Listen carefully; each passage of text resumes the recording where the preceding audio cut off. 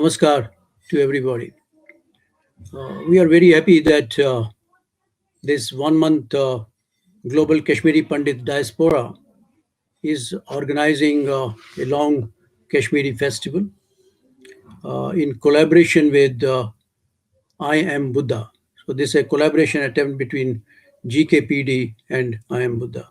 At the outset, I'm thankful to all panelists for accepting our request to join and let us know or remind ourselves about the contributions of Kashmiri Pandits in teaching and research, in establishing institutions of learning, and in accepting leadership role both at the level of state as also at the national and international level. And even more importantly, we can reflect, some of us, on the contributions of our KPs in enriching their literature in various fields of studies. Now, each one of our panelists is an accomplished leader in their own field, and I will briefly introduce them as and when I call upon them to give their views. Briefly, I must put it in the context that right from the establishment of Sharda Peeth, which became most prominent university around 16th to 12th century in the whole of Indian subcontinent as a seat of higher learning, where a lot of scholars used to come from all across the globe to study. And the contributions of Kashmiri Pandits in the languages like Sharda and Sanskrit, and especially of Sanskrit, one can think about the names which come to your mind is Panini, Pinglacharya, or Kedara Bhatta, to name a few, to writing of spiritual texts. And by combining mysticism with the worldview of life, KPs in those ancient times established the spiritual philosophy of Shaivism, and more specifically, if we can mention, is the Trika school of Kashmir Shaivism. In fact, most of KP scholars of those days have sown the seeds of novel spiritual thoughts and practices all through. To add a name, some of the names which come to my mind, which established this Kashmiri Shaivism school of thought, like Vasugupta, started with Shiv Sutra, Somnath, Utpal Dev, Abhinav Gupta Khemraj, about whom we have been listening and talking about. And later on, during the period came Lal Ded, and in the 20th century, we had scholars like Swami Lakshmanju, whose ashram still exists in Nishat at Ishwar, and Sharika Devi. And during my early times, I used to also visit Mathura Devi and others who are great saints and scholars and philosophers. What I wish to emphasize to our community is that for many centuries, KPs have not only contributed to spiritual thoughts only, but they have made a mark in the arena of philosophy, be it religion, humanities, medicine, history. If you talk about history, the name of Kalan, who wrote Rajtrangani, comes to our mind, and also in the field of art and law and other fields. And their teachings and writings have been propagated not only in India, but in Central and Southeast Asia. However, in view of the limited time that we have with us, we thought amongst ourselves that we should briefly delve on the contribution of Kashmiri Pandits in the field of education during the last roughly around 100 years or so, covering British and Dogra era, and also during the post-independent period. As this part has not been often discussed in many Kashmiri fora seminars. We have been listening more on Abhinav Gupta and Khemraj and Utpal Dev rather than these particular era. And I must mention that even since independence, our contribution of Kashmiri Pandits in the overall domain of education has also been enormous, fantastic as compared to the size of our population. And many of them will not be able to go through contributions of each one of them or name them, but they have been recognized by various agencies. They have won laurels, they have won many medals and awards. And at this stage, I may not be for emphasis to mention that more than 20 Kashmiri Pandits have been conferred Padma Awards and that is no mean achievement. And some of those Padma Awards are members of this panel. Now, with this as our focus, I would like to first invite Professor Amitabh Mattu to reflect on the role of KPs broadly in the school education, his own observations and experiences which he has. But before that, let me briefly introduce Amitabh. He had his early education in Srinagar, studied in Burnhall School, also Amar Singh College, did MA MPhil from JNU, and then PhD from University of Oxford. He's professor at Jawaharlal Nehru University in the School of International Studies. Incidentally, I thought I may mention that Mr. H.N. Kunzru was a Kashmiri Pandit who established two Indian institutions in the domain of international studies, the Indian Council of World Affairs and Indian School of International Studies. Professor Amitabh can mention, knows more about it, which later became School of International Studies at JNU. And in fact, when I was there in JNU, we also named one seminar hall in the School of International Studies in his name. Amitabh is also honorary professor at University of Melbourne. He was former vice chancellor of Jammu University, director India-Australia program, advisor with a cabinet rank to chief minister of J&K, and he chaired J&K Knowledge Initiative, has won many laurels and awards. I can go on, including the Padma Shri, which was given to him by Government of India. May I request Amitabh Mattu to say his few words on this.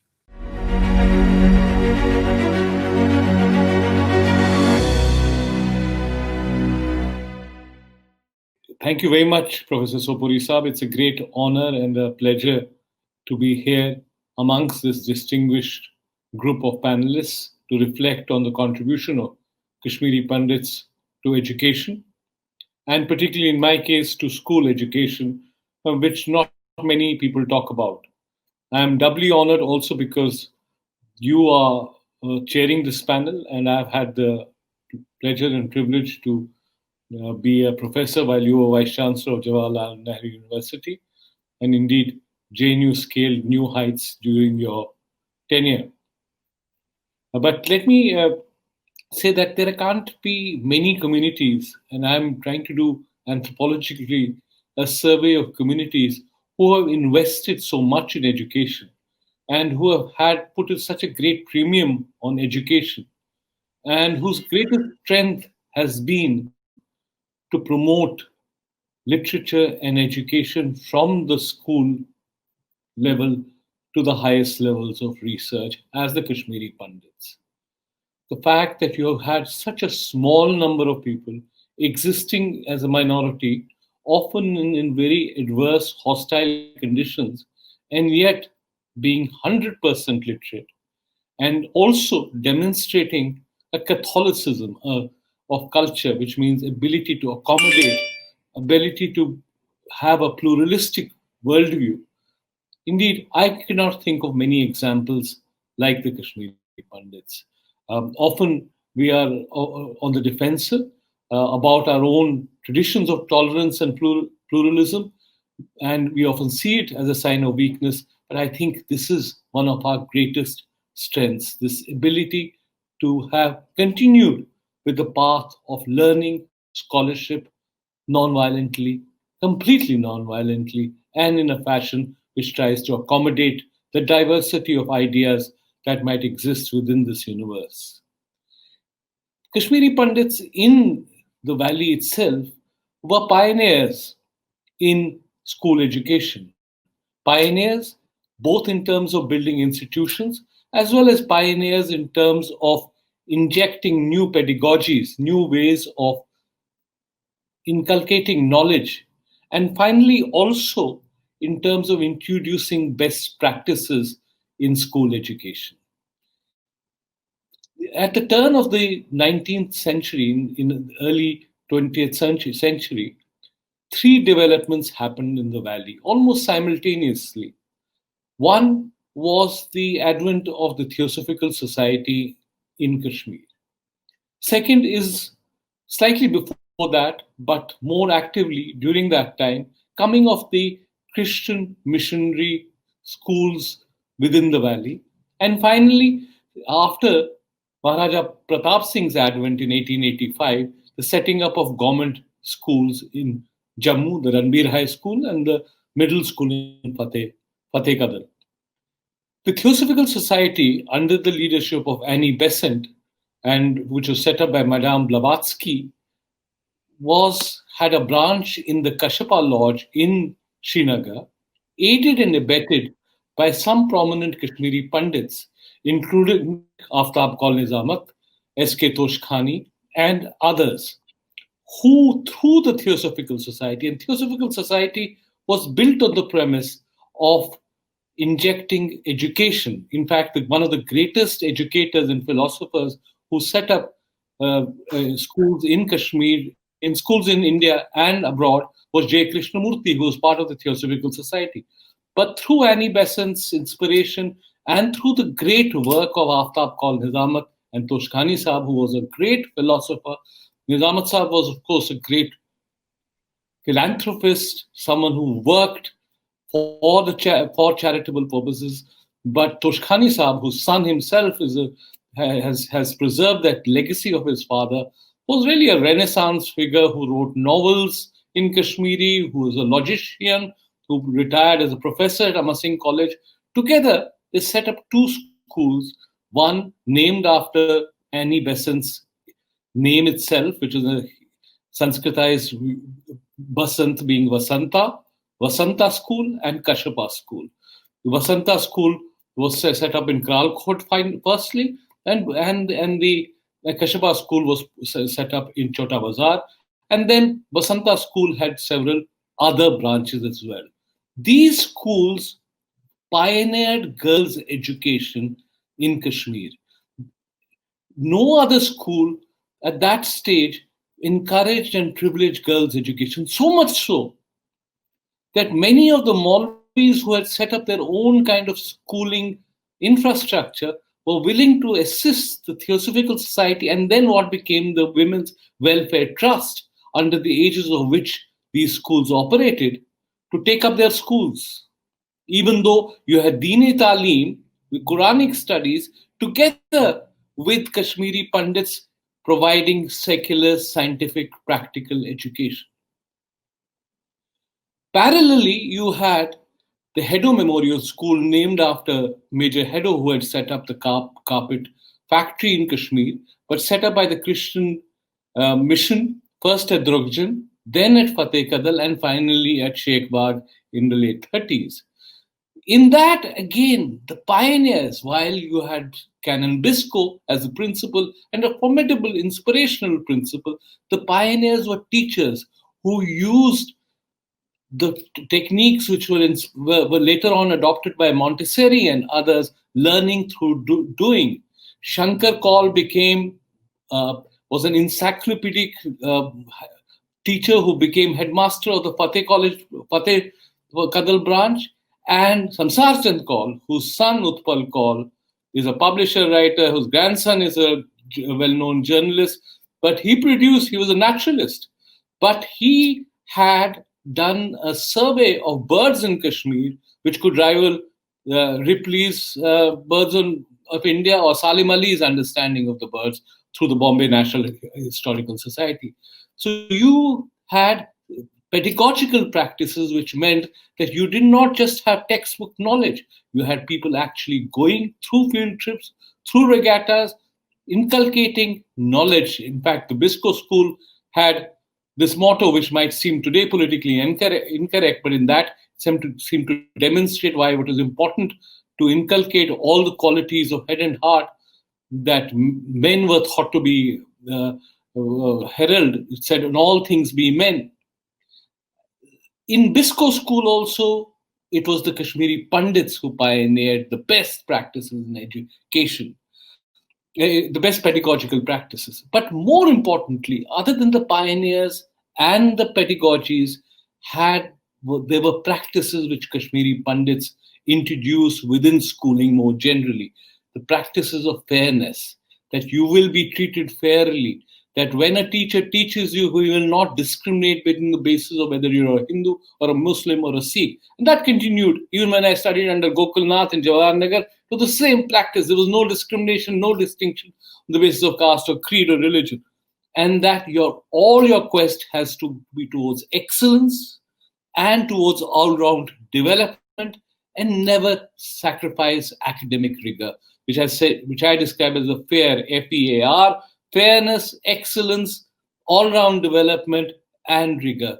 In this way, I think in the first half of the 20th century, before you had the Dravid Anglo-Vedic mission set up its branches in Magarmal Bagh in the 1930s and 1940s, and then the Vishwa Bharati School coming up in 1951, in Ranavari initially, and gradual expansion. But the early pioneers, the great founders, I think some of them have been unsung. After Call Nizamat, for instance, or Toshkhani Saab, I think we need to lionize them, we need to recognize them, and we need to recover the traditions which they were part of, but which makes us so very proud of them today. Let me stop here for the moment, sir, and then come back later.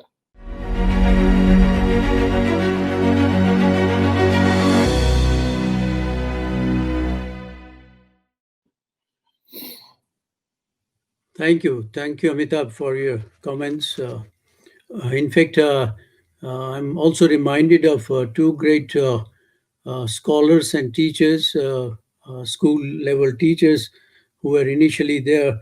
Maheshwar Razdan, who was a Sanskrit scholar, and he was teacher of Swami Lakshmanjo. And he was also a great saint by him, in utmost words, what one can say, that he predicted his death in a poem which he had written, and we learned it about much later, that exact date and timing he had predicted. And he, along with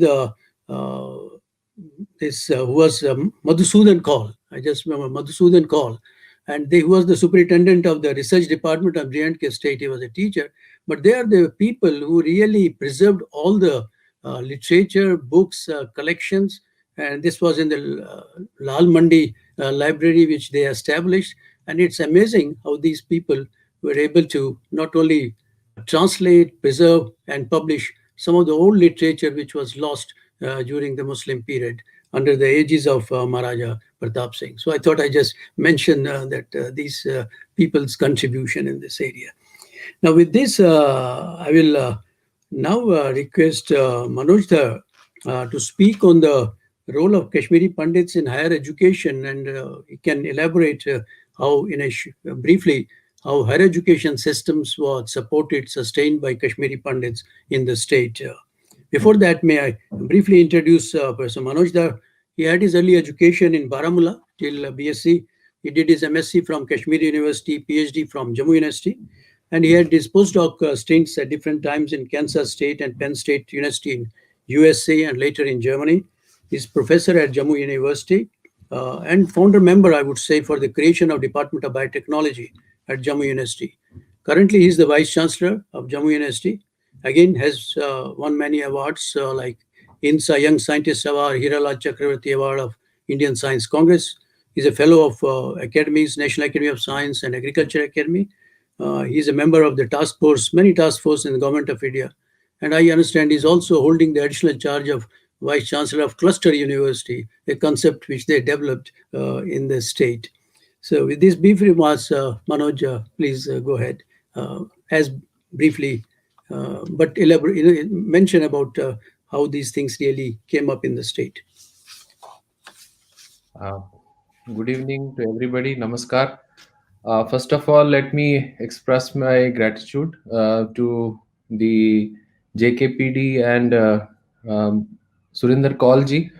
And it's an honor and privilege to be a part of this panel. And once again, it's my good fortune to be here this afternoon and speaking on something which is very dear to all of us. And of course, we need to look into the past and see that how glorious our past has been, and I'm really proud to be a Kashmiri Pandit. And in that sense, I felt uh, emotionally attached with when I tried to dig out the information on how we have been here, how the Kashmiri Pandits have over the years been, and how we have grown and how we have enriched the humanity. Now, a glimpse into the history reveals that Kashmir, known as the land of goddess Sharda, has been considered a Sarvajana Peeth, that is the seat of all knowledge. Kashmir has been a great center of learning, with rich contribution having been made to Vedic literature, grammar, and philosophy. Kashmir has always been the land of great scholars, and their scholarly endeavor continued throughout the medieval period that witnessed massive and highly successful efforts made by several scholars. Since I have to speak about the higher education, so I'll restrict myself. But some of the examples which esteemed Professor Amta Mattuji already spoke about, but I think I'll also have to connect somewhere there. It was around late 1840s that progressive-minded Kashmiri Pandit boys like Shiv Narayan Bahar and Prannath Bazaz fought for receiving English education. Shivnarayan Bahar also encouraged the other Kashmiri Pandit boys residing in Kashmiri Mohalla, Lucknow, to receive English education for better future prospects than having a traditional one in Urdu and Persian language in maktabas. Pandit Shivnarayan Bahar propagated his ideas and thoughts in the field of education and brought social reforms in the community by motivating them through his journal in 1872, Mursalai Kashmir. It was due to his vision and untiring efforts that in 1884, Pandit Bishan Narayan Dhar left for England to study law and returned as barrister in 1887. Such enlightened and educated Kashmiri Pandits then formed a club in Kashmiri Mohalla to carry out their ideology effectively, especially in the field of education, and to bring certain reforms therein. Many of these, like Professor Iqbal Krishna Sharga, Chand Narayan Bahadur, Pandit Iqbal Narayan Gurtu, Pandit Bishan Narayan Dhar, Pandit Sangam Lal Chak, Pandit Hari Krishnan Kaul, Pandit Sri Krishna Tikku, and many others, through their regular interactions with Dr. Annie Besant, got her geared up to galvanize the higher education setup in Kashmir. Till then, boys used to go to Allahabad or Lucknow to receive higher education, which was both expensive and tiresome. She took a house in Satu Barbar Shah Mohalla on rent and started a school in it. She named it Sir Pratap Singh Hindu School after the ruler of Jammu and Kashmir Riyasat, Maharaja Pratap Singh. Exact year of its establishment is, however, not known to anybody now. It was through their joint and concerted efforts that this institution was later set up in its new avatar at Koti Bagh near Amira Kadal on Maulana Azad Road. Many incidents are associated with the setting up of this institution. While the land for the present day SP College was donated by the Maharaja Pratap Singh himself, his private secretary, Raja Sir Daya Krishan Kaul, played a key role in giving this dream project a concrete shape. His father, Raja Suraj Kaul, who was the revenue member of the Regency Council of the J&K state and very close to Dr. Annie Besant, gave a hefty donation for the building of this college. For 3 years, 1905 to 1908, under the able administratorship of the principal, Professor Moore, and with unfailing support from Kashmiri Pandits, SP Singh Hindu College registered a marked development. Later, Professor Iqbal Krishna Sharga became its principal in 1909, and Pandit Chand Narayan Bahadur was made the professor of English. Professor I.K. Sharga introduced the common tea club system to remove inhibitions and preconceived notions between the different sections of the students. He used to subsidize this tea club from his own income. To tone up the overall academic excellence of the college, he introduced the monthly examination system. Professor Sharga's untiring efforts and enthusiasm led to a rapid growth in every field, and this institution became a degree college in 1911. Thereafter, there was no looking back. When the country partitioned in 1947, Professor R.C. Pandita was the principal of this college. Due to some political interventions, the word Hindu was dropped from the name of this college in 1912. Now, the Kashmiri Pandits, under the patronage of Dr. Annie Besant, nurtured this magnificent edifice with their sweat and blood in its formative years, with a missionary zeal to spread the message of light and learning in the entire valley. As Professor Mattu has already said, there was no distinction between the Hindus and Muslims so far as this education was concerned. It symbolizes their proud cultural heritage and represents not only their far sighted vision, but also their valuable contribution for improving the prospects of the future generations by guiding their destiny for all times to come. It was just one example to portray the monumental role and vision of the Kashmiri Pandits in the growth and development of higher education in J&K. There are many more such examples. But unfortunately, the data is spread, and we need to actually do more and more research on this to bring out that information. While women's education in Kashmir owes a great deal to the Women's Welfare Trust, which established a chain of schools in Srinagar city, it will not be out of place to mention here the role of Pandit Premnath Thusu, who is credited with breaking down the barriers to girl children's education. He established the Vishwa Bharati School for the effective education and socio-economic upliftment of the girls in the valley. It is well known that Pandit Thusu used to go for door-to-door awareness campaigns of girl-child education some 80 years back. Not only that, he used to persuade and bring the girls out of their homes for joining the school. Later, Vishwa Bharati College and B.Ed College were established.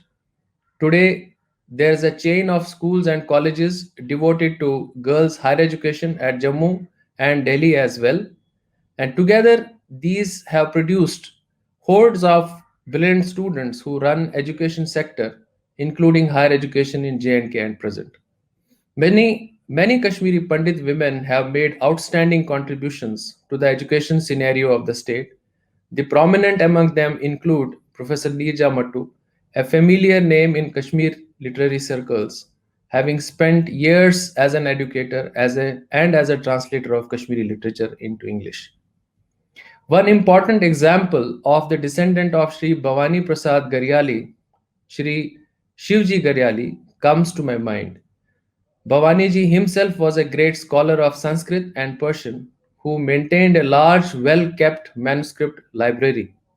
Sri Shivji Garyali became one of the early students of SP College and subsequently taught in the same college till his retirement in 1947. He admitted numerous students, Pandits, Punjabis, and Muslims, all alike, to schools and colleges, and also took classes for them at home. To set up an example, he sent all his 6 daughters and nieces to schools and colleges. All of them became well known doctors, teachers, and scientists in India and abroad. They, in turn, inspired a whole generation of girls who tried to outdo each other. Private colleges such as Gandhi Memorial College, DAV College have played a great role in providing quality education in the state. Contributions of reputed teachers such as Professor Dinanath Madan, Professor Hidaynath Durani, Sri Shivan Krishan Kaul, and many others helped in motivating Kashmiri youth in general and Pandits in particular for pursuing technical education, particularly in engineering and medical sectors. I have been given to understand that Professor D.N. Madan and his eminent predecessor, Sri A.K. Rana, generated a lot of funds from outside the state to establish Gandhi Memorial College. They created an example of setting up a private science college in Srinagar. It was also a first of its kind in being a co-educational college. The college boasted of equally well qualified and excellent faculty. To name a few, Professors Kaul, Moza, Ogra, Peer, and others were highly proficient in their respective subjects. If the time permits, maybe I can stop here, but I will trace the further developments which have taken place after partition, if you permit, sir. You can take Yeah. 2 more minutes Okay. quickly, Thank you. 2 3 minutes, 2 3 minutes. So Professor J.N. Dhar, who used to teach physics at Amar Singh College, is perhaps the only educationist who was elevated to the post of Secretary Education to J&K government. He justified his assignment fully by releasing sufficient funds for the upliftment of education structure in J&K. His dual contribution as a teacher and as a bureaucrat is commendable. Professor C.L. Veshin and his son Mr. Vinod Veshin are credited with setting up a B.Ed and computer college as far back as 1986. Initially, they used to run cassette school in Karannagar. Computers till then were not heard of, and this father-son duo, brought it to our doorstep. Following the establishment of SP and Amar Singh colleges in Srinagar, veteran teachers, namely Pandit Brij Krishan Madan, Sri Jialal Kaul, Sri R.C. Pandita, Sri Sarvanand Thusu, Sri P.N. Pushp, and many others taught and trained thousands of Kashmiri youth in English, which was the official language of the state in the British times. This helped community in getting employment in the state and also helped them economically.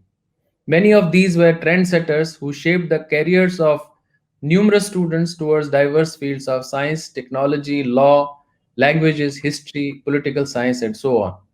Improvement of self-confidence, reasoning, and research skills has been the focal points of these teachers. Later, with the establishment of University of Jammu and Kashmir, Professor Shamlal Pandita, Sri J.N. Kaul, and others started and nurtured PG teaching in the state and prepared some outstanding products, many of whom are highly placed in the world of linguistics. The name of Professor Brij Bihari Kachru comes to my mind as one, Professors Krishna Misri and Rageshwari Mattu as respective principals of government colleges for women, MA Road, and teaching were accomplished in their own ways. Scholars such as Sri Jagdar Zaddu, Sri Nandal Kaul Talib, and several others contributed to teaching Persian, Urdu, and Sanskrit at college level. Kashmir has had the distinction of having produced many Persian and Urdu scholars who have contributed richly to the growth of these languages that is acknowledged nationally. St. Joseph's College in Baramulla, rated as one of the best colleges in the pre-partition North India, was manned exclusively by Kashmiri Pandit teachers such as Anand Dhar, Kashinath Kuchru, Trilokinath Moza, to name a few. All of these are veterans in their respective specializations. They are responsible for having carried higher education to rural Kashmir. The foundation and teaching in biological sciences at college and university levels was laid by Professors B.L. Kao, Shamlal Rana, T.N. Khushu, P. Kachru, V. Kaul, D.N. Fotedar, G.L. Dhar, to name a few. Some of them earned not only national but global recognition. Their pupils have become the world leaders in their respective areas of research. Kashmiri Pandits such as Dr. J.N. Bhan, T.N. Dhar have trained hordes of students in research in economics, and some of them have earned laurels. The credit for initiating teaching and research in geology in J&K goes to Professor Arjan Nath Raina, Professor S.N. Waklu, Professors Motilal Dhar, Durganath Dhar, Professor Kao, and our eminent panelist, Professor Sudhir Sopuri, the chairman of the panel, are some of the great names in their respective fields of teaching and research. With regard to the contribution to the institutions of higher learning, especially the universities, I would like to mention the name of Professor Janakinath Ban, who had has the rare distinction of being the only Kashmiri Pandit Vice Chancellor of erstwhile University of Jammu and Kashmir. And if I later, since it was split in 1969, so I can very well say that he has the distinction of being the only Kashmiri Pandit Vice Chancellor of University of Kashmir and the founder Vice Chancellor of University of Jammu. He was a noted economist who was instrumental in initiating postgraduate teaching programs in University of Jammu. He was a man with firm commitment to progressive ideology. Before switching over to academics, he was in state government job and served as director information. Thereafter, he went to London School of Economics for research, and after completing his doctorate degree, he became professor and head of Department of Economics, University of Jammu and Kashmir. And then later, he took over as vice chancellor, the first vice chancellor of University of Jammu. I must mention here that following him, we had the young professor of disarmament studies and one of the India's leading thinkers and writers on international relations, Professor Amitabh Mattu, Padma Shri, who became the vice chancellor of University of Jammu for 2 consecutive terms. Professor Mattu revolutionized the teaching and research activities in the university, an institution builder par excellence. During Professor Mattu's tenure, university made rapid strides in teaching and research, and with his efforts, the University of Jammu became one of the leading universities of the country. Now, his latest book, entitled Empowering Youth of Jammu and Kashmir, provides a vision for the education, engagement, and employability in Jammu and Kashmir. And he did it as being the chair of the Jammu and Kashmir Knowledge Initiative. University of Jammu has had good fortune of many stalwarts as professors. I would like to name Professor. Sorry, interruption. Interrupting you, Manoj. Just a minute, you can conclude. Yeah. I'll just take one minute more. I would definitely like to mention Professor A.K. Kaul's name, who he has been one of the founding members of University of Jammu, and he nurtured the Department of Biosciences and also took university to newer heights, an eminent botanist of national and international repute. And he has also contributed to the development of newly established Baba Ghulam Shah Badshah University as a Dean Academic Affairs. Another name which comes to my mind is of Professor Bharat Chottu, who was the founder, Vice Chancellor of Sri Mata Vaishno Devi University. And he was followed by Professor R.N.K. Bamzai, who took over as Vice Chancellor of SMVDU and is an internationally acclaimed human geneticist who served in various capacities in JNU and before taking over as Vice Chancellor and then later he continued in Jawaharlal Nehru University. I would also like to name Professor Ashok Aima, who is the present Vice Chancellor of the Central University of Jammu, who has also, in the last 5 years, he has very painstakingly shaped the contours of the university by initiating some of the unique departments and centers, especially establishment of Center for Basic and Applied Research by DRDO and setting up of first ever Satish Dhawan Center for Space Sciences, which are unique centers in the Jammu region. So with these words, I would like to conclude saying that the list is unending, and initially it seemed that not much is known of our forefathers and their role in education. I was completely wrong. There is humongous contribution and extremely rich heritage as well as lineage to which we today's teachers belong. We should document what has been lost, continue to nurture it, and cherish it forever. Thank you so much for giving me this opportunity.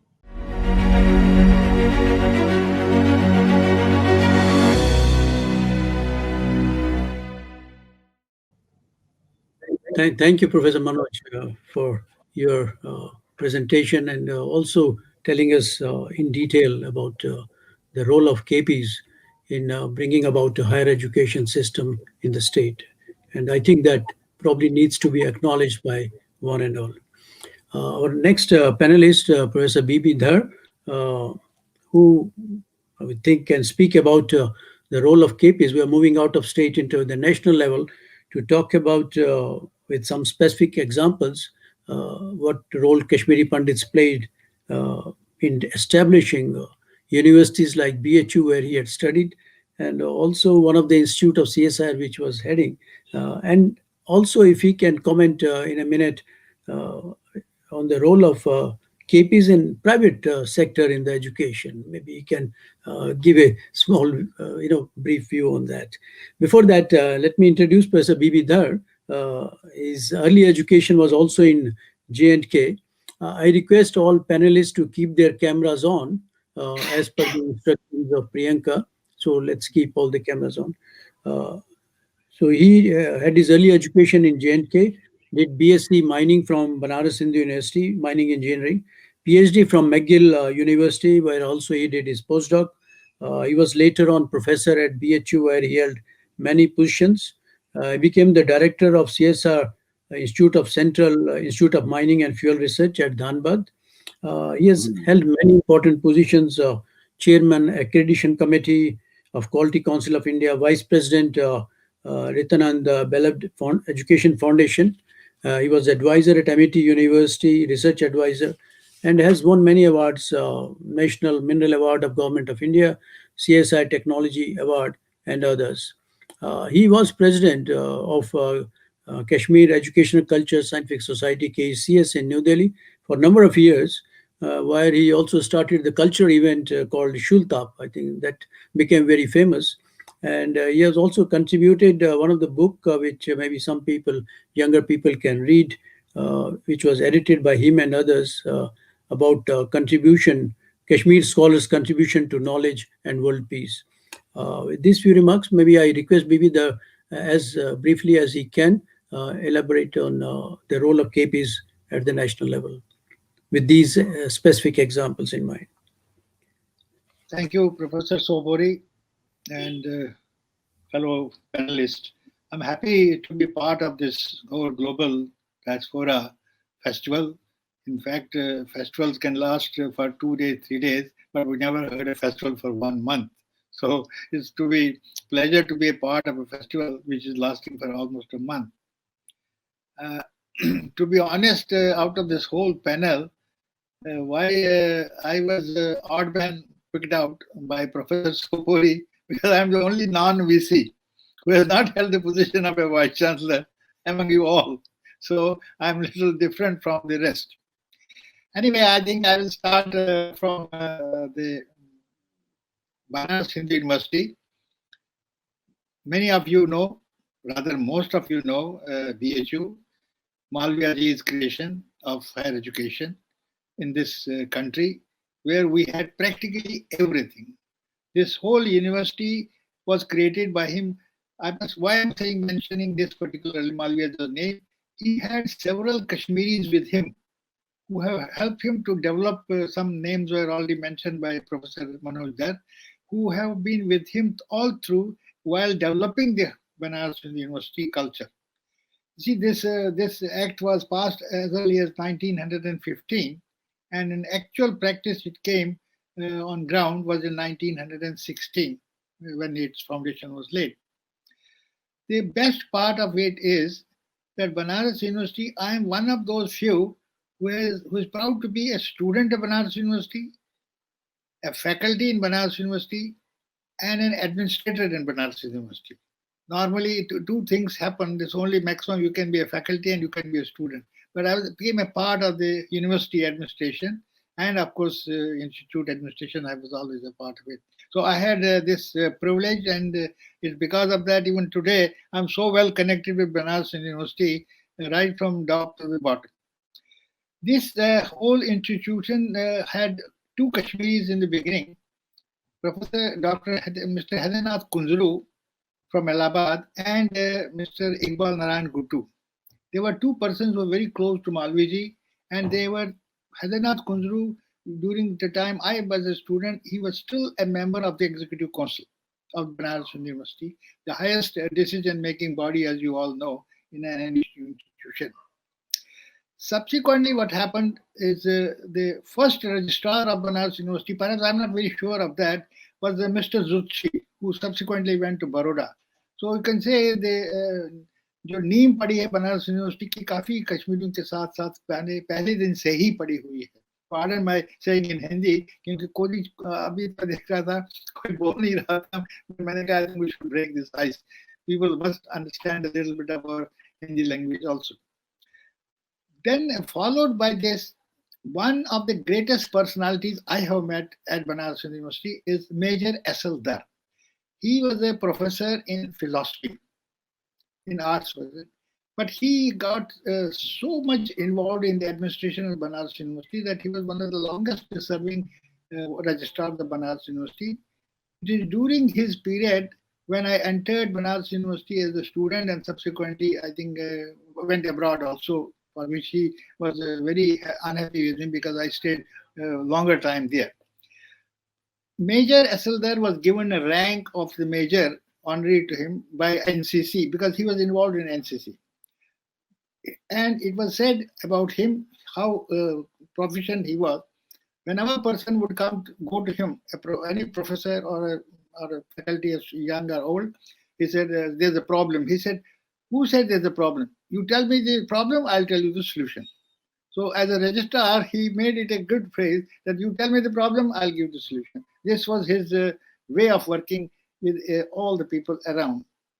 But this did not end there. We had several Kashmiris at Banaras University, both in terms of students. There used to be a very good Kashmiri Pandit Association, which was patronized by S.L. Dar very much, and it was being held at his residence as a registrar also. There was no hesitation in saying that you are not. And he has helped hundreds of Kashmiri students whenever they were in trouble in Kashmir. I came to know him as a student and subsequently as a faculty, and then they became our almost family members.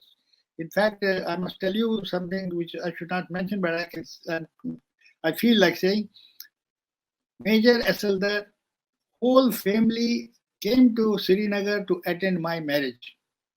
That was the kind of relationships we had maintained. And he was so proud of it. They were all, in fact, his son, one of his sons passed away the other day. Other son was reminding me of that. We remember when we came to Kashmir. This scheme of Kashmiri Pandits in the Banaras University making continued for an empty number of years, even till today. Professor P.N. Kola, a well-known librarian of the country, he became the librarian of Banaras University and also head of the department simultaneously of the library science department. I happened to be his student. But why was he so well known? Not because there are so many professors. There's a Ranganathan classification. Those of you who know a little bit of library science, the Ranganathan classification, it doesn't become very popular subsequently. The colon classification. Ranganathan classification of library science books and everything. He was a torchbearer for Ranganathan. And Professor Kola was known more for Ranganathan classification than as a professor of library science.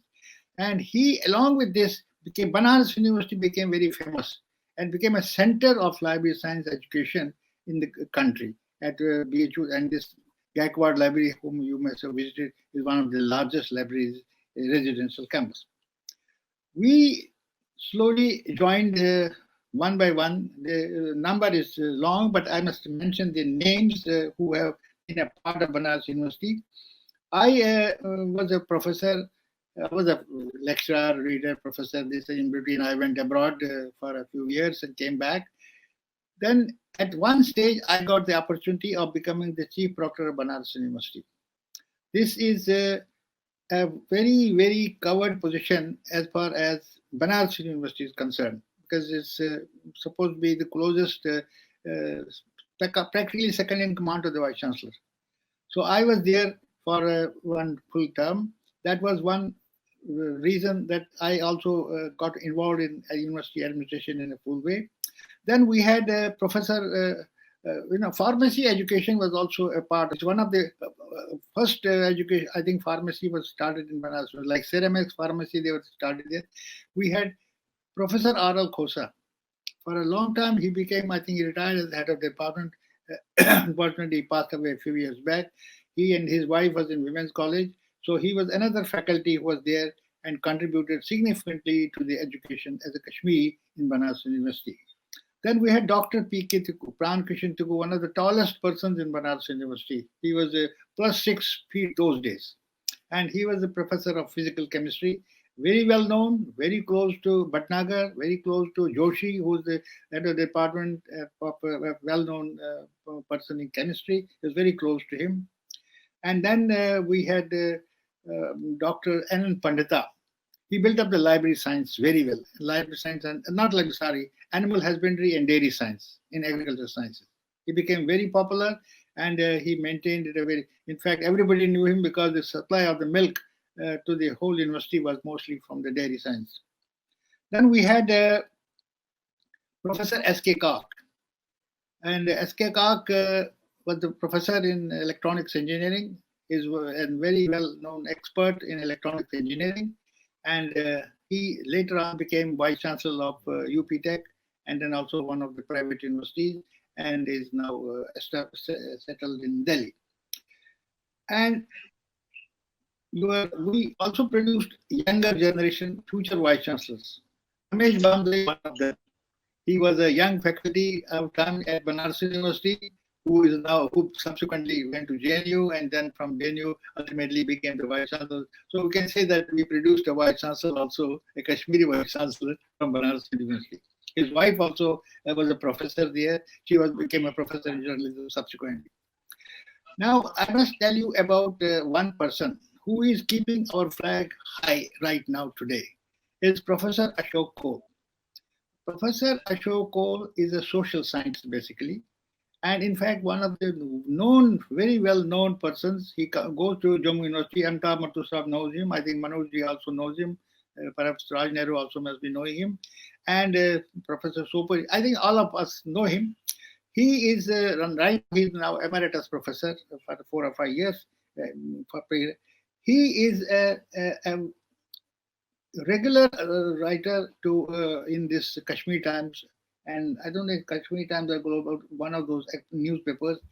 But what is more important, he is supposed to be an authority in ethnicity and more contested identity.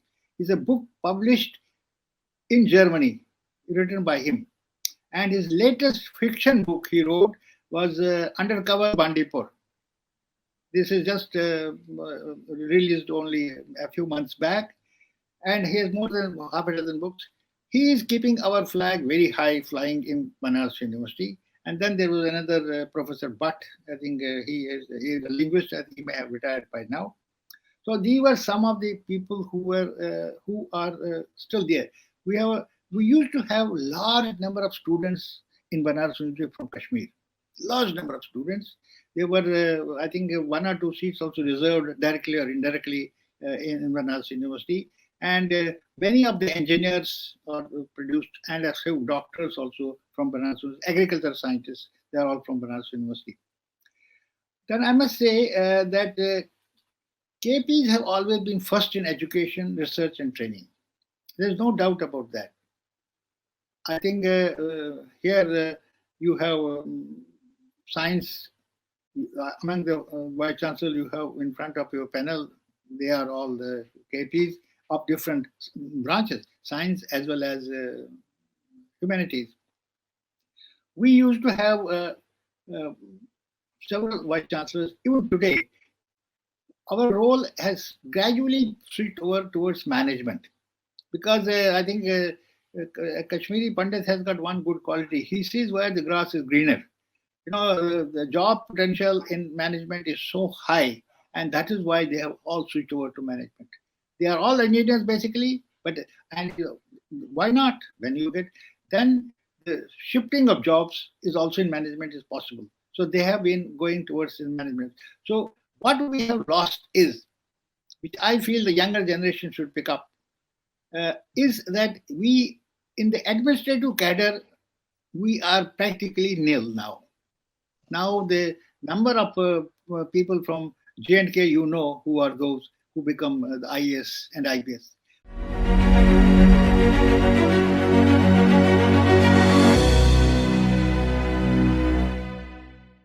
I will request Professor Ramesh Bamzai, but he can give a brief about some of the academic contributions of KP in R&D in education and institutions of national importance.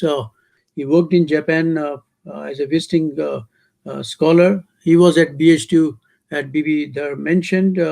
Later on, he moved as a professor to JNU, where he developed the established National Center for Advanced Human Genetics.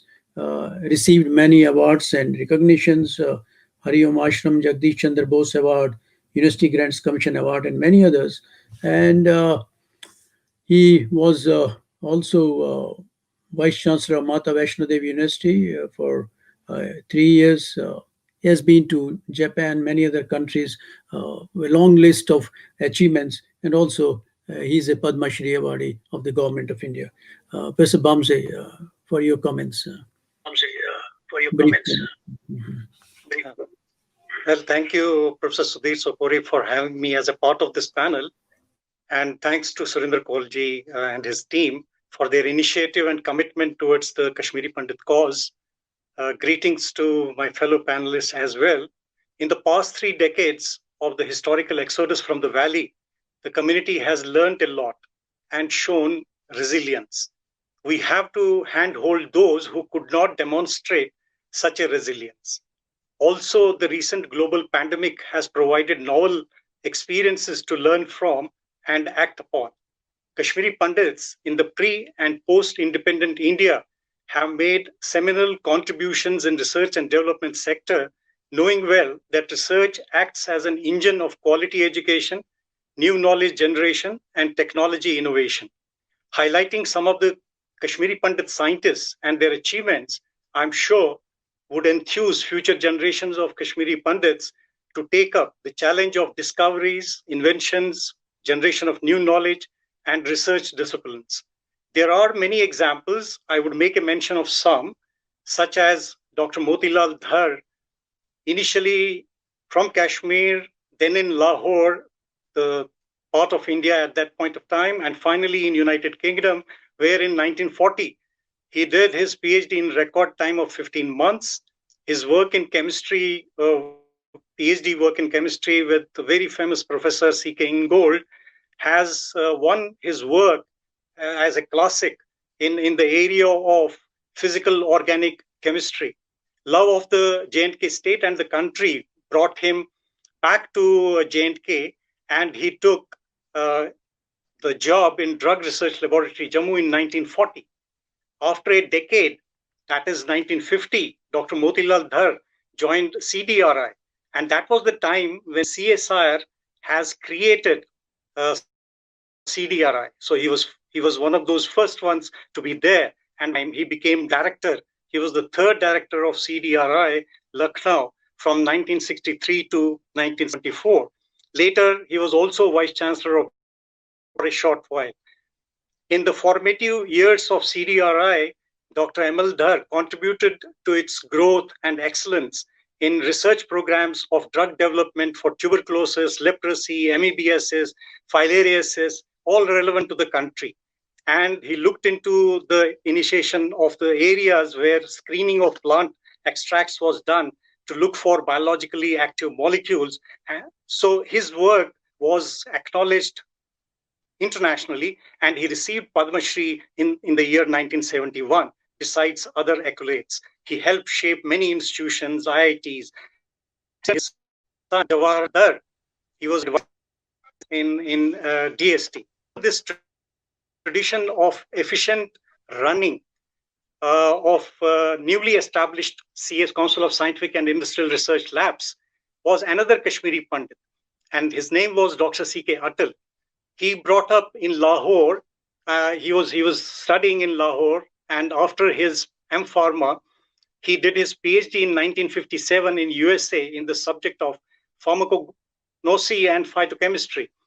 So stayed as a faculty for 1 or 2 years over there, joined Punjab University, Chandigarh in 1959, where he introduced latest methods of research, and he brought grants from US and helped the department in Chandigarh and the university to grow and to be known globally.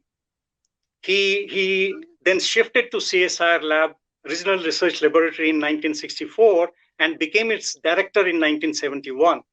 Now, this contribution he did a lot of contributions over there in Regional Research Laboratory in this period. And in fact, his contributions are remembered till date in the fields of plant breeding, essential oils, plant-based immunomodulators, which is very relevant today in COVID times, biosensors, etc. His interest in social work and literature, because he knew many languages, became his passion in later years as well. Another CSIR laboratory in Lucknow, that is National Botanical Research Institute, NBRI, was founded by a Kashmiri Pandit. His name was Kailash Nath Kaul. And when CSIR took over National Botanical Gardens in Lucknow, which he headed, then he became the in charge for that.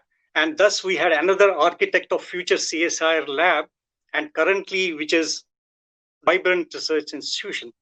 Kailash Nath Kaul was famous name, not only because he was related to the first Prime Minister of India, Jawaharlal Nehru, but was a knowledgeable botanist, a naturalist, horticulturist, and a plant collector who contributed a great deal to Jammu and Kashmir and added to its beauty. He was the recipient of Padma Bhushan, which is the third highest civilian award given by the nation. Another recipient of Padma Bhushan was Dr. Trilokinath Khushu, who, after his PhD from Punjab University in 1958, had a brief stint as chairman, Botany Department, J&K University, and the National Botanical Gardens in Lucknow, and then became director in the year 1976, and he remained as director till 1982. And then followed by that, he was the Secretary of Government of India, which was newly created Department of Environment. So he contributed a lot, and for the government nationally and at international fora, he shaped future policies in India. One more luminary who part of the panel today, Professor B.B. Dhar. We have him, so I won't go into the details, his contributions and the contributions at KECCSS at Delhi is known to all Kashmiris. Apart from the senior scientists of Kashmiri Pandit community, which incidentally is small in number, to echo their voice so that it matters, the community has a hope in many other bright spots which continue to shine. We definitely need more of these in future.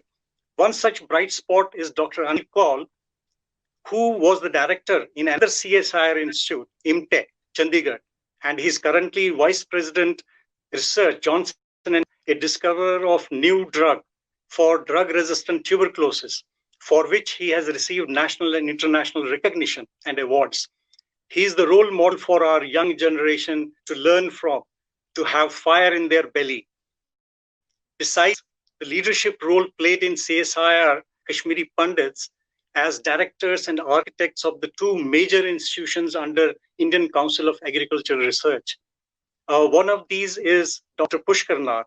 He was the second director of Central Potato Research Institute, Shimla, who made prominent contributions to potato and wheat research through breeding and variety generation. The second ICR institution was headed by, as director, chancellor of Veterinary Research Institute, Izzat Nagar. His name was Pushkar Nath Bhatt. A few more prominent luminaries of science and technology who were Kashmiri Pandits and made a difference, not only nationally but internationally, and they were associated with DST, DAE, and DBT. Professor Pradman Kishan Kao, he was an INSA scientist, young scientist, and then Shanti Sarup Bhatnagar awardee and a Padma Shri. He was international, the pioneer in thermonuclear fusion. Founder director of DST-DA funded in plasma research, remained director there from 1986 to 2012. I think Kashmiri Pandits need to, in younger generation, need to emulate his example and move on. His elder brother was an IAS officer, the Secretary of Government of India, Mr. Kao, who also served the cause of Kashmiri Pandits. Professor Maharaj Kishan Bhan, a pediatrician as a scientist, Shanti Sarup Bhatnagar awardee and Padma Bhushan awardee. He served AIMS and then as Secretary of Government of India. in the Department of Biotechnology. He was the fourth secretary till 2012.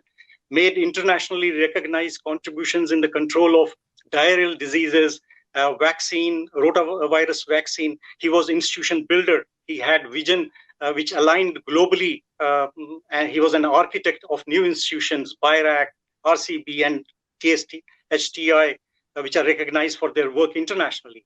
Dr. Manoj Bhatt happens to be one of the directors these days in NCCS Pune, and is known for his leadership qualities over there and administration.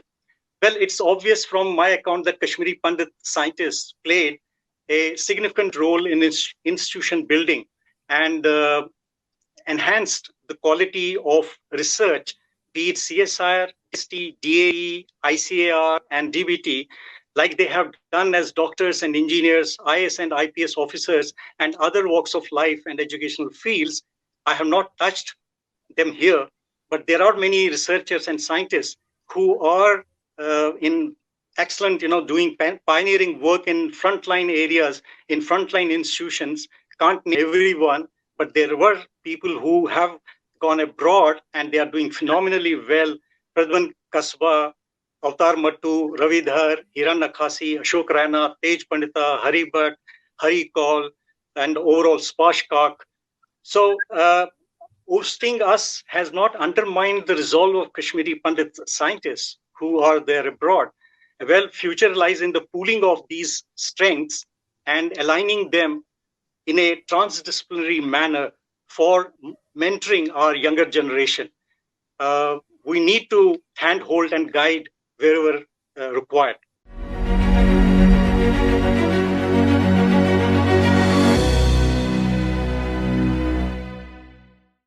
May I now invite Raj Nehru to talk about the contributions in the field of philosophy, logic, dramatics, poetry, and others, and also about a little bit about his experience in founding of his New Skill University in Haryana.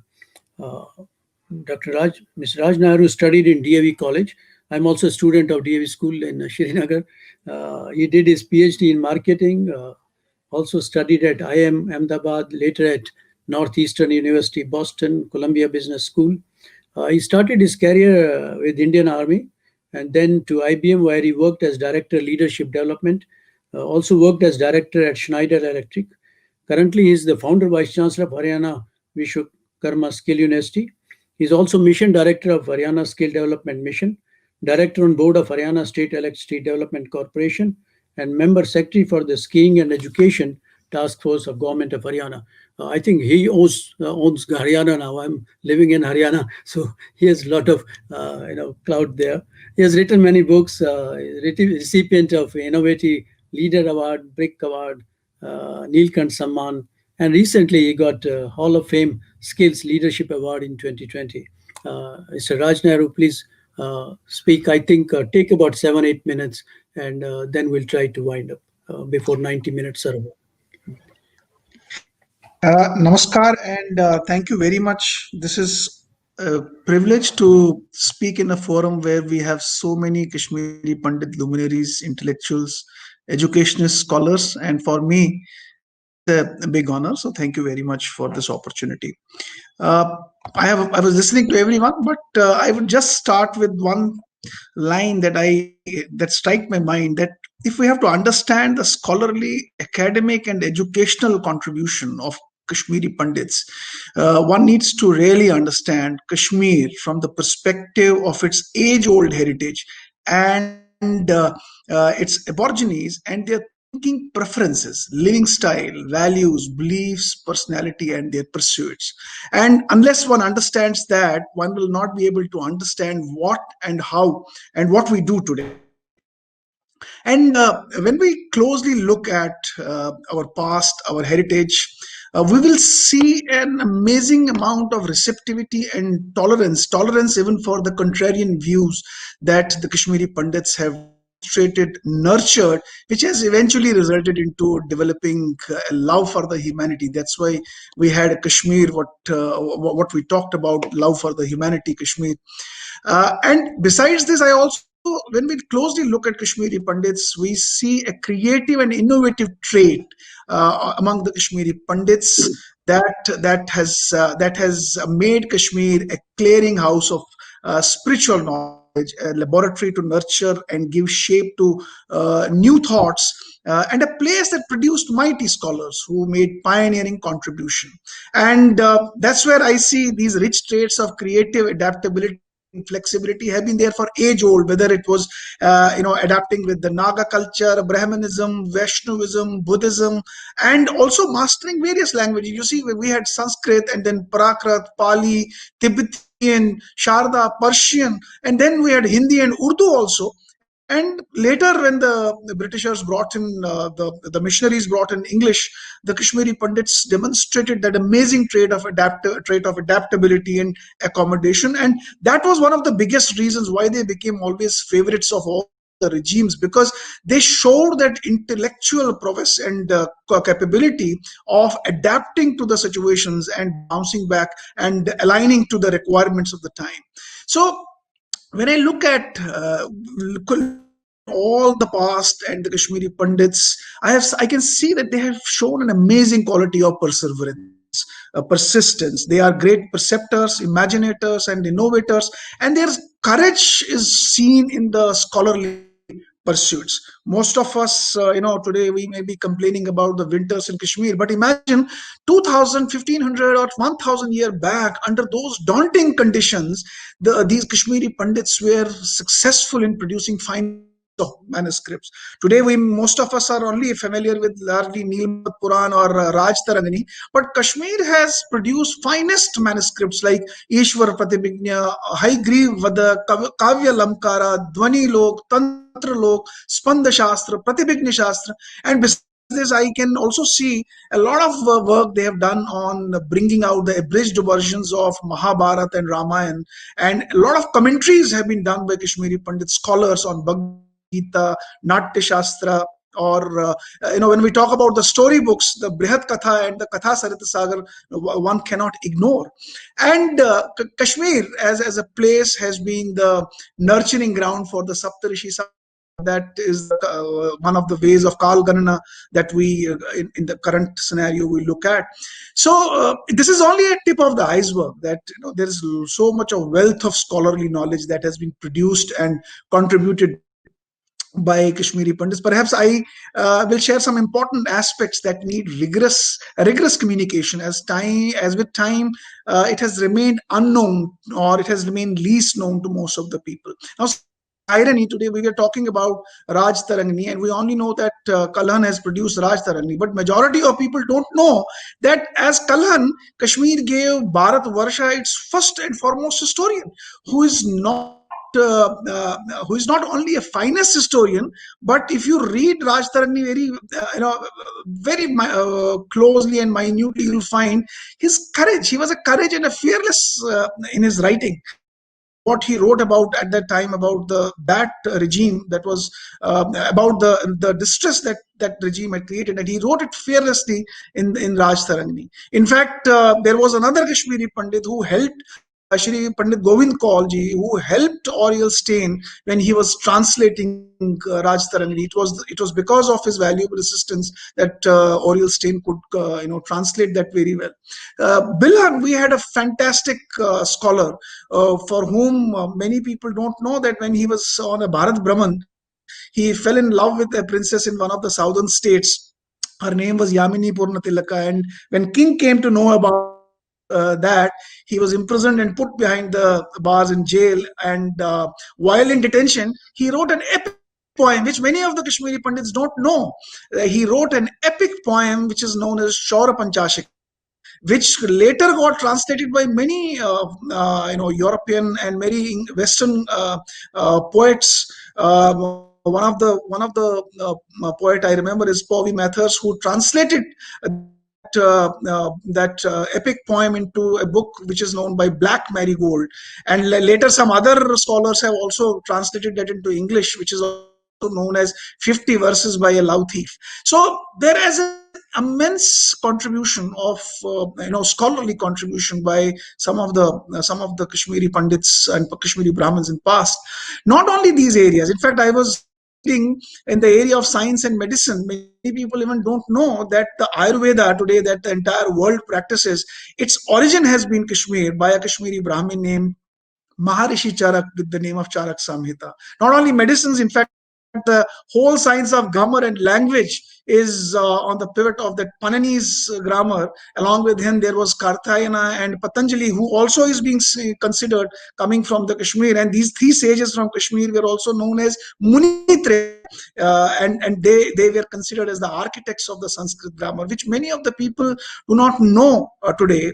In fact, one aspect I also want to bring here is many people today talk about the Shakespeare, but forget large contribution of Kalidas. But I read about Kalidas through a book by Dr. Lakshmi Dar Kalla. I think she wrote a book in 1926, which is about the birthplace of Kalidas.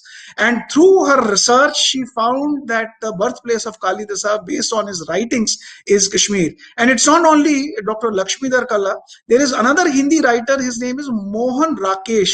In his book Ashad Ka Ek Din, that was published in 1958, he has also mentioned that Kalidas' origin would be in Kashmir, and later he moved towards the southern part of India. So as I said, this is only a tip of the iceberg.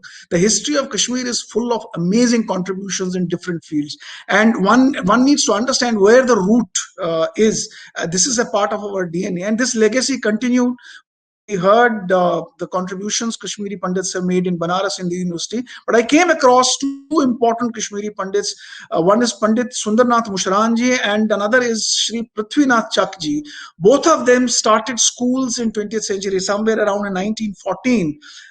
And now in Uttar both of these schools have graduated. They have become SN Mushran Degree College and PPN Degree College, Kanpur, and they are doing so well in Kanpur. And the seed of these colleges was sown by both of these Kashmiri Pandits. We also heard the legacy most of the Kashmiri Pandits have left behind while setting up the Banaras Hindu University. But among all, I was going through many, and I found one important institution builder who I think done an immense work in setting one of the finest institutions of national security today, which we call RAW, Research and Analytics Wing.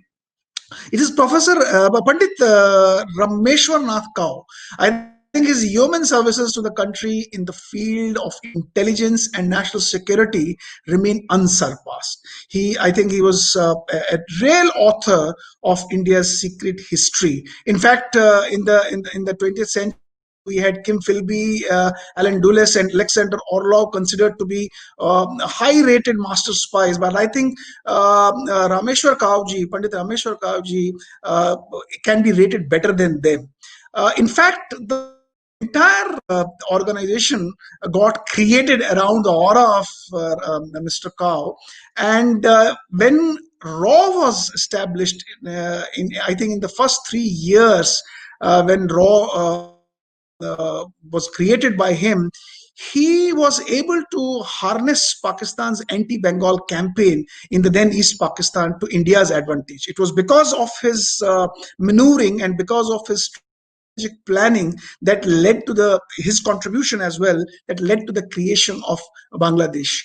And not only Bangladesh, I think if we read very deeply about Mr. Kao, we will find the issue of the Sikkim. I think he also played a very important role, how Sikkim came into the lap of India, snatching it right away from under the China's nose. His entire team that worked under him, were also known as cowboys. There is a significant contribution that he made by setting up his, when Israel was considered to be a taboo, it was Mr. Kao, Pandit Kao, who set up his, relationships with Mossad at the time. And his contribution is also seen in setting up the national security guards, the NSG, what we see in today's world in India. For me, just to conclude, for me, all these scholars are a source of inspiration. When I had the opportunity to build India's first skill university with just 2 papers in hand, a completely uncharted journey before. It was a big challenge where were no set precedences, no practices, and everything was to start from scratch with just two papers. One was an appointment letter by the Honorable Governor, another was a paper saying that 85 acres of land has been given, and everything was, there was nothing other than these two papers. With the blessing of Ma Sharda and the inspiration from these legends, I decided to quit my lucrative corporate career and dedicated myself to this task for which I was chosen. Last 3.5 years have been a daunting task, with no office in the beginning, no resources, no people at the helm of the affairs. So I had to begin with just a small group of two people, and today the same group of people, when they see what we have created in the last 3.5 years, they call it UNT, the Under the Mango Tree is how we started. We have now successfully built the infrastructure in a brick and mortar shape, identified and developed teaching and skilling pedagogies and knowledge resources which are more aligned to the skilling ecosystem, integrated more than 100 industries as partners, and a skill model that has now become most sought after country, most popular, that we call dual education industry integrated model, where the programs are designed and developed in such a way that has created, integrated and nurtured an ideal mix of theoretical and practical learning experiences on the job with industry. And this model makes the learner completely skilled and job ready, and this is one of the models which is not only making them job ready, but during the entire skilling period and the entire education that they have with the university, they also earn stipend from the industry. So it's an earn and learn model that has been created, and now most of the states are looking towards this model to be deployed in their universities. So at the end, Kashmir heritage has many parallels and synergies with multiculturalism, as we heard earlier, pluralism, we heard earlier. It also has innovation, creativity, perseverance, and adaptability to new thoughts and ideas. It has not only demonstrated unity and diversity, but I think have shown a tenacity, and there's an opportunity for unity and dissent now for the community, for the youngsters. And there's a big need to do more of these events to promote the amazing contribution of Kashmir and Kashmiri Pandits in strengthening the fundamental unity of Bharatvarsha. And I think if these strengths, these qualities, these traits are further pursued by our youngsters, I think this can be transformative for the entire community. Thank you very much, sir.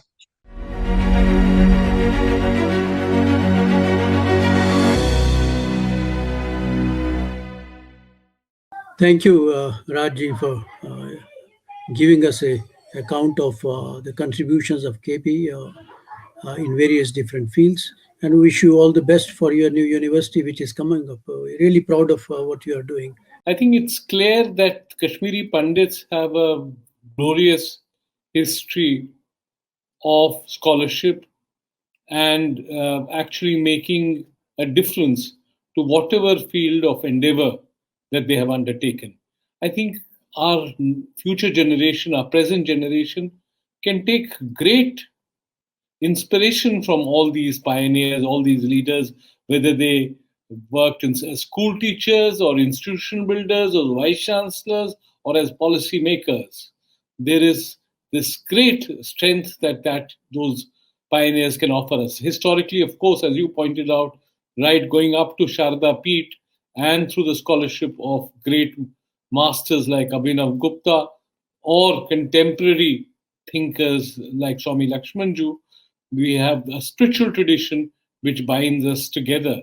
All that our younger generation needs to realize is that no amount of adversity, no hurdles can stand in the way of the quest for excellence. Be passionate about what you do, work hard for it, and excellence is in your genes. Excellence is part of your tradition, part of your legacy, and part of your heritage. There's nothing that can stop us. However grave the odds, I think these years of these troubles have demonstrated that we can succeed against all odds. Thank you, Amitabh. Whatever you do, reach to the position of influence wherever you are and make a difference. That's more important in whichever organization you are. And as Tagore once said, education is to bring about perfection, ushering in light of knowledge, and it should enable us to lead a complete life, economical, intellectual, aesthetic, social, and spiritual. Now, while we continue to engage in our profession and do look after your personal ambitions and family responsibilities, as Amitabh Baz also and others mentioned, I feel that our younger generation should also help the community in one way or the other and help the underprivileged amongst us. And lastly, I must mention, I was reading in Ian Cole, in one of his articles, he said, we have wept long enough. And Swami Vivekananda once said, no more weeping, but stand on your feet and be men. And this is what the message should be to all of our younger generation, that you are born to be leaders, whatever you do. And I'm sure that after listening to all the panelists, you will feel even more proud to be a KP and make a difference and let that difference be noted. Now, lastly, since this Kashmir festival is connected to I Am Buddha, let me quote from Osho's book. I don't know, I read a lot of Osho, his philosophy, and one of his book was on Buddha itself. And he writes, Buddha is merciless. He does not allow you childish desires. He says, become more aware, become more conscious, and become more courageous. I think this is what Kashmiri Pandit young boys have to do. They have become more courageous in order to face the challenges which you have been brought up in front of us, and see that we sail through this one with dignity and establish ourselves once again with the desire. I think this is what I would like to tell them, that the desire within us, that we should keep our roots, contact with our roots, and somewhere within our mind, and whatever you can do, whether we can go back to our own valley one day or the other. That desire should not die out within amongst else. Thank you very much. And once again, thanks to all panelists for being with us. And thanks to Surenderji and GKPD for giving us this chance to recount the contributions of Kashmiri Pandits in the field of education and other areas, and the difference they have made within the state and at the national level. I'm sure we'll carry on this tradition in future also. So I wish you all the best, and let's stay connected together. Let's build an institution of eminence which will serve this humanity in future years too. Thank you very much, all of you.